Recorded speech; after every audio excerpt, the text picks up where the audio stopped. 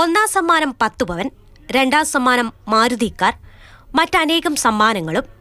തെറ്റിദ്ധരിക്കരുത്, ഇത് കേരള സംസ്ഥാന ഭാഗ്യക്കുറി വകുപ്പിന്റെ പരസ്യമല്ല.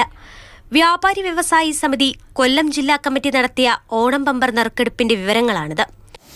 പല ഏരിയകളിലായിട്ട് നടക്കുന്നു. അതിനുശേഷം നമ്മുടെ സെക്രട്ടറി ഓണം ബമ്പറിന് സമാനമായ ലോഗോ, മഹാ ഓണം ബമ്പർ എന്ന പേരുമിട്ടായിരുന്നു തട്ടിപ്പ്. സംഭവം അറിഞ്ഞപ്പോൾ തന്നെ ബമ്പർ വിൽപ്പന നിർത്തിവെക്കാനും നറുക്കെടുപ്പ് നടത്തരുതെന്നും ജില്ലാ ലോട്ടറി ഓഫീസ് നിർദ്ദേശിച്ചിരുന്നു. ഈ നിർദ്ദേശം അവഗണിച്ചും രഹസ്യമായി ലോട്ടറി നറുക്കെടുപ്പ് നടത്തുകയായിരുന്നു. നറുക്കെടുപ്പിന് പിന്നാലെ ജില്ലാ ലോട്ടറി വകുപ്പ് ഉണർന്നു. കൊല്ലം ജില്ലാ lottery officer C Rajesh Kumar പരാതിയുമായി കൊല്ലം ഈസ്റ്റ് പോലീസിനെ സമീപിച്ചു.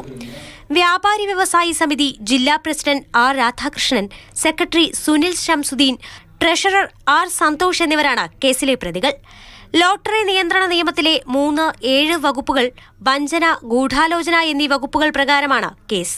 നറുക്കെടുപ്പിൽ പ്രധാനപ്പെട്ട സമ്മാനങ്ങൾ ലഭിച്ചത് സംഘടനയുടെ ഭാരവാഹികൾക്കും അവരുടെ ബന്ധുക്കൾക്കുമാണെന്നും ആക്ഷേപമുണ്ട്. മാതൃഭൂമി ന്യൂസ്, കൊല്ലം.